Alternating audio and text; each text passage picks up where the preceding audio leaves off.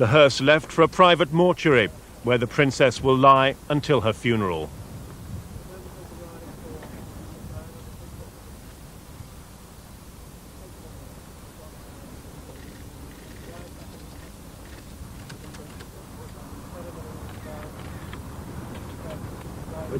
We're just now seeing the... Prince Charles boarded the aircraft for the 1.5-hour flight to Aberdeen and the drive back to Balmoral to rejoin his sons. It was the end of a day of disbelief.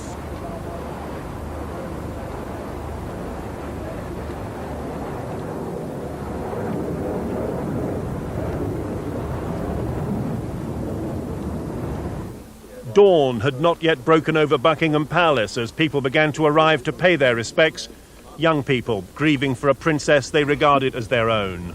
She was young herself, she was fresh, she was, I think she showed that the royal family wasn't something that was still stuck in the 18th century, and she tried to drag it forward.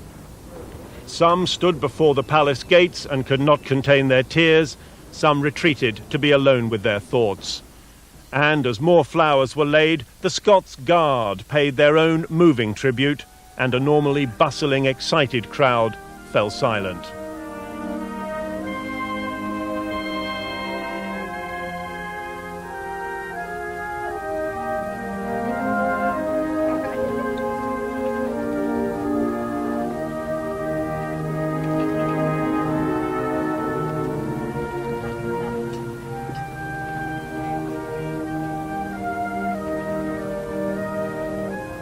Throughout the day, Buckingham Palace seems to have been a focus for the nation's grief, a sign that for so many people the princess remained a member of the royal family and that her extraordinary public popularity had not diminished.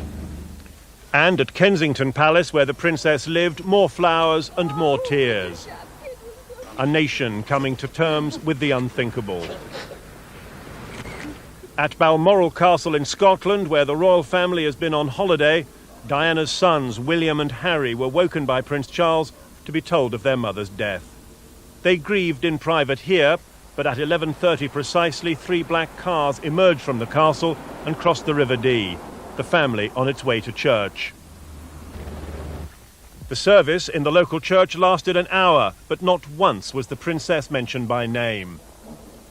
As Prince Charles and his sons left with the rest of the family, Princess Diana's brother was giving his very public and very angry reaction to her death.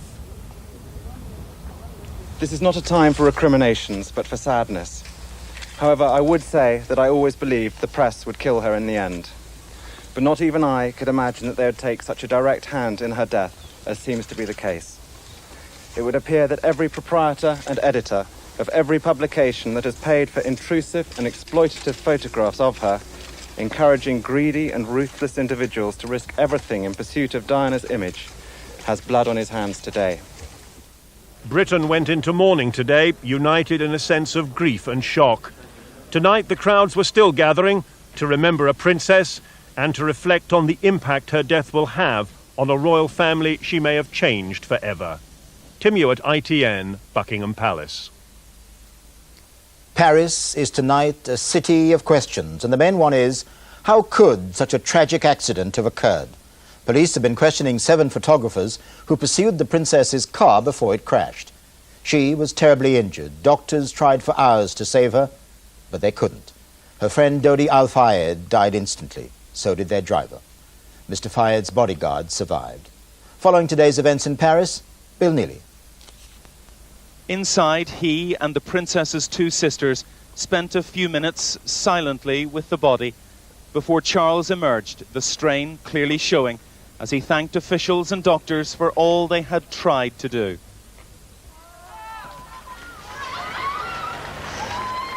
Then, in an unmarked and unremarkable vehicle, the woman whose life was so remarkable was driven through Paris for the last time, just 18 hours after the short journey that had caused her death.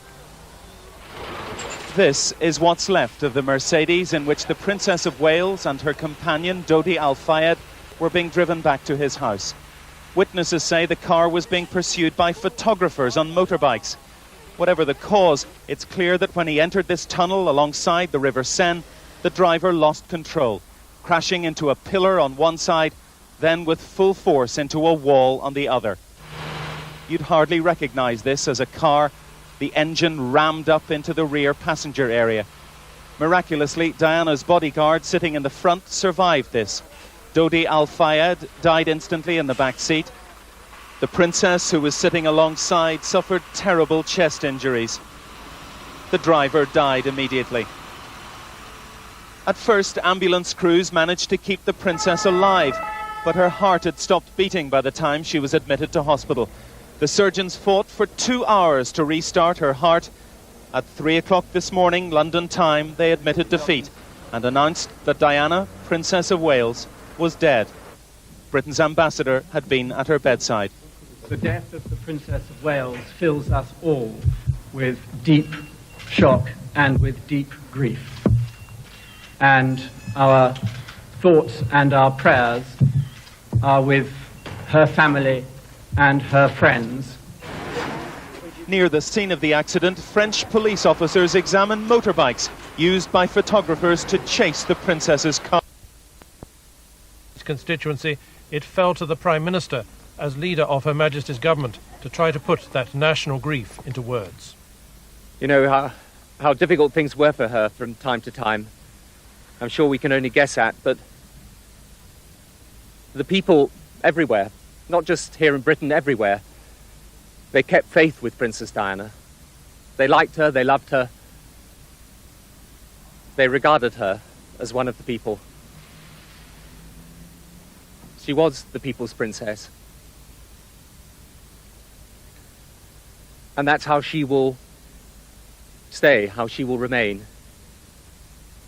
in our hearts and in our memories forever. For one of those listening, it was too much to bear. Sleep after that, it had been far from easy. In his tribute in his North Yorkshire constituency, the leader of the opposition, William Hague, spoke of the love and compassion the princess had shown. The work that she did for so many charitable causes did actually reflect a genuine human warmth and compassion and interest. She had a lot of love for people. What, Paddy Ashdown was asked, would she be remembered for? I just don't think it's possible to make that kind of judgment yet. It will need a rather more rational and cool view. I think in the aftermath of this horror and very, very personal tragedy, that's the thing I think we should remember at the moment. Each of us will feel a sense of loss, but let all of us remember that whatever our loss is, it's nothing in comparison to the loss of her family, and I think all other matters can wait until later. From the Duchess of York, who shared with Diana the pain of the breakup of a marriage, a statement issued by her office. It said, "The Duchess has lost someone she has always considered a sister and a best friend. There are no words strong enough to describe the pain in her heart. The world has lost the most compassionate of humanitarians and someone so special whose presence can never be replaced." The news, of course, raced around the world. At British embassies and high commissions here in Washington, flags were lowered to half-mast, and back from around the world came the tributes. President Clinton broke into his New England holiday to pay his respects. We liked her very much. We admired her work for children, for people with AIDS, for the cause of ending the scourge of landmines in the world, and for her love for her children, William and Harry. So many of the tributes have focused on the way Diana could talk with and hold and touch the sick and the wounded and the dying. In the past, Mother Teresa of Calcutta saw that for herself. This was her tribute to the princess today. She had great love for the poor. She was very often anxious to help me to come to know a little more about the poor. Earlier this year, the princess had a happy meeting with President Mandela of South Africa. Today, he said, she was undoubtedly one of the best ambassadors of Great Britain, associated with worthy causes. But back home, here in Britain, in villages and towns like Knowle in Warwickshire, it's not been the words of the great and the good, but the silent prayers and thoughts of millions of ordinary people, which have been the greatest tribute. Michael Brunson, ITN, Westminster. I'm joined now from Westminster by our political editor, Michael Brunson. Michael, there was a hint today that the government does not intend to make any immediate changes to those laws about privacy and intrusion which so concern and connect with this tragic story. Trevor, that's right. There's a great sense in government that nothing but nothing must be done now in a rush. There must be no feeling of haste within the government, I think, and that's why there's not going to be any special gathering of the cabinet. The way it's being put by one Downing Street source tonight is that the business of government will continue, but politics will stop. What happened? But as we heard, the government made it clear today that it's much too early to say whether laws on privacy and intrusion should now be reviewed. Our Home Affairs editor. The summer of 1981 and the House of Windsor seemed as secure as it had ever been. The heir to the throne had a bride, the nation had its fairy tale. Into the monarchy had come a young woman of aristocratic background and training who would give the institution youth and sparkle well into the 21st century. Well, lives were torn apart. You called out to our country and you whispered to those in pain, now you belong to heaven, and the stars spell out your name. And it seems to me you lived your life like a candle in the wind, never fading with the sunset when the rain set in. And your footsteps will always fall here along England's greenest hills. Your candles burned out long before your legend ever will.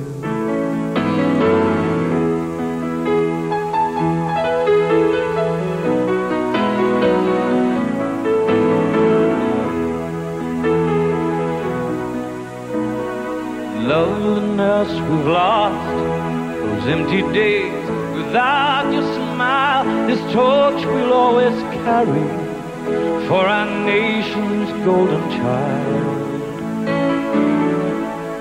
Even though we try, the truth brings us to tears. All our words cannot express the joy you brought us through the years.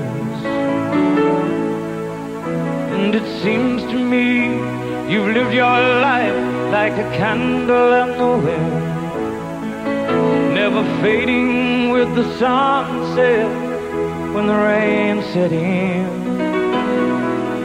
And your footsteps will always fall here along England's greenest hills.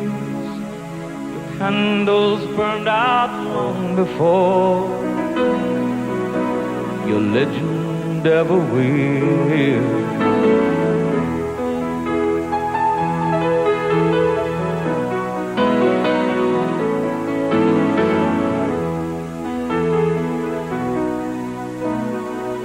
Goodbye, England's rose.